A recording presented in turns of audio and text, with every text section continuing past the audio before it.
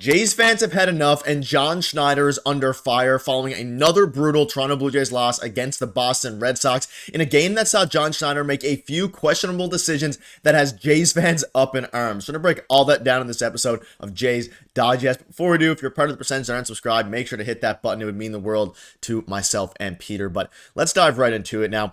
Yesterday was a very rough game. You had Chris Bassitt take the hill. He did a very good job. He's been very effective the last month or two. And ultimately, this was declared as a must-win game by a few Jays fans out there because you don't want to keep falling back in the AL East in the wildcard race, especially against a rival team. And what they did yesterday was they lost. The bullpen blew it a little bit. The offense was rough. In a day that Aurelvis Martinez was called up, he wasn't used.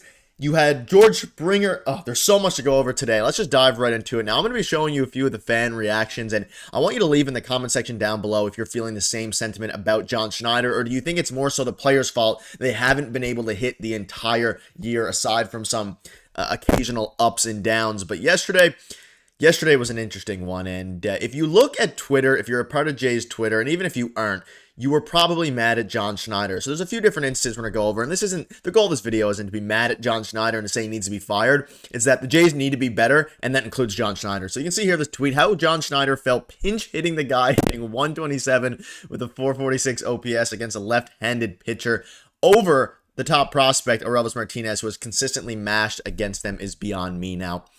I kind of understand why they didn't use Aurelvis Martinez in this game, and it's most likely because he just got with the team. They don't want to rush him into his first major league at-bat. They want him to get his first major league at-bat in a start that will probably come tonight against the Red Sox in Game 3 of the series that I'm declaring a Nick Gosse must-win game for the Toronto Blue Jays. But, yeah, John Schneider made this questionable decision, and you look over here, and this is two. John Schneider is a minor league manager. You want a right-handed batter in that situation. Danny Jansen, Aurelvis Martinez. No, let's get George Springer's 195 average. Worst manager in Jays history. And then you can also have some people who are coming at his bullpen decisions saying John Schneider used Richards in a 4-run uncompetitive game the day before last, forcing him to use Brendan Little with a 1-1 lead, and then pinch hit one of the worst hitters in baseball in George Springer down 1 run in the same game. What are we even doing? So, essentially, what happened, and again, if you missed the game, they pinch hit George Springer instead of Danny Jansen. They used Danny Jansen as a pinch hitter later on, but they pinch hit George Springer instead of Aurelvis Martinez or Danny Jansen, and then some of the bullpen moves using Trevor Richards in a game the other day. So Jays fans have quite frankly had enough, and the current sentiment right now that I'm feeling, and you guys have been watching the videos, you know, this has been kind of a very rough season. I've been a bit more optimistic, especially after splitting with the Orioles and then winning a couple games in the last series. Unfortunately, they come out and they lose 2 games in a row against the rival team in the AL East, and you just can't do that. You look at the standings, you look at all these things, and it doesn't really matter because at this point, the Jays are 4 or 5 games back of a wild card spot. Things are not going to get easier. The Twins are starting to win more. The Red Sox are starting to win more, and the Jays are in a spot where they're going to have to make a decision with their core very, very soon. We keep talking about how the rest of June is very important, and yes, there's a little bit of time to turn it around if they can go on a 7 or 8 game win streak here to end June and get themselves back in the wild card race. But if they don't, then what's going to happen is that, I mean, they obviously don't want to sell their core, but they're going to have to make some decisions on some of the rental guys. And all of us Jays fans, at least, I'm kind of the perspective of, let's get into the wild card. Let's maybe make a couple of minor additions this season. We're seeing them kind of change into the young kind of core. And you can look at the lineup yesterday. You had Spencer Horwitz, who's a part of the Buffalo. You had Ernie Clement and David Schneider, the Buffalo Boys. But you have Addison Barger who's playing well. And you have guys like Spencer Horwitz and Addison Barger who got called up and have provided instant offense for this team. Horwitz has been extremely good. Addison Barger has been very solid, a lot better than his first run up here. It's just the issue comes from, you have guys like Alejandro Kirk, Justin Turner, who's starting to turn it around a little bit. I don't want to throw shade on Justin Turner right now, but all of the guys that you're paying to do well, Vladimir Guerrero Jr. has been rough the past week or two. It's getting to the point where they're really calling up their young guys. The season started with, wow, let's get this offense going. Let's get the defense focused, and offense will come with the bounce backs from Vladdy and Bo and all these guys.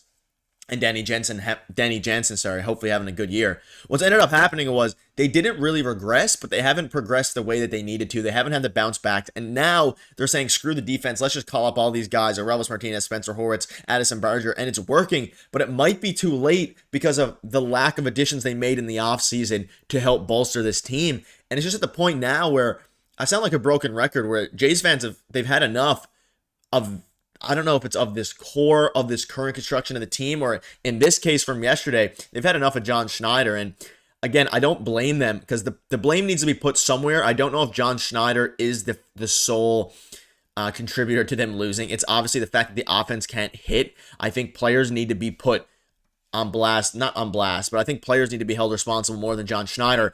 But there's something to be said about if they continue to fall out, John Schneider is probably going to be let go, and that will be the third manager that Ross Atkins has been allowed to let go. You have John Gibbons, you have Charlie Montoyo, now that would be, of course, John Schneider. So it gets to the point where something needs to change if you're the Toronto Blue Jays, and I don't know right now what that change is going to be. They have to hope that these young guys, and they're going to continue to play Horwitz. They're going to continue to play Berger every single day, hopefully, and get a Relvis in there. And then the lineup starts to look a little bit better when you get Bichette back. And then maybe by the trade deadline in early July, you're starting to get things going a little bit. But that's a lot of what ifs. And these what ifs haven't translated. We've seen them have stretches of good games where you're like, okay, this team is a playoff contender. And then you've seen them have stretches of games like yesterday where the pitching gives you exactly what you needed. And Chris Bassett obviously was very solid in yesterday's game. He has like a 1.35 ERA in his last 36 innings. But then you have to use a guy like Brendan Little, who's been very good. We've praised him a lot I've praised him a lot over the past couple days on this channel for being like Tim Mesa light. But he had a rough game yesterday, and he's not a high leverage MLB caliber reliever. He gave up 2 runs, which ultimately cost them the game. Chad Green and Genesis Cabrera did their thing, but pitchers have to be perfect. We saw it.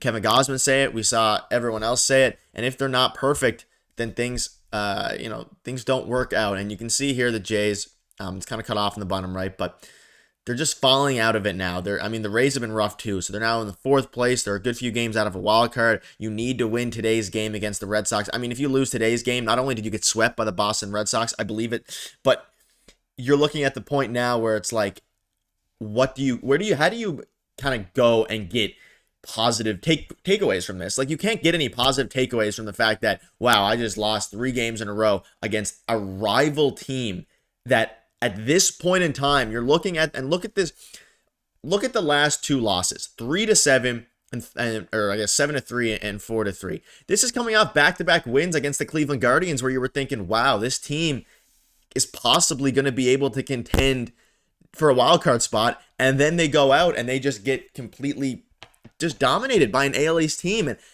they're 8th in the American League. They're 4th in the AL East. And I don't know. I've just had enough of, I don't know if I had enough of the team. I still have a bit of optimism depending on how today goes. I'm taking the more optimistic side of it. And again, this is more of a rant video than anything because at this point, yes, Aurelvis Martinez is called up. He'll probably make his major league debut tonight against, I believe, Tanner Houck. Let us know in the comments if it's Tanner Houck or not. But yeah, I don't know, a bit of a rant video. I want to see, if you made it this far, leave it in the comments. Do you feel the same sentiment as this? What would you do first if you were Ross Atkins? Would you fire John Schneider? Do you think Ross Atkins needs to go if you're, part of the ownership? And let us know what you would do to fix the Blue Jays because they're in a pretty rough spot right now. But we'll keep hope. The wild card is still within reach because the rest of the MLB is really terrible as well. So let us know in the comments down below what your thoughts are. Hit the subscribe button. We'll see you soon.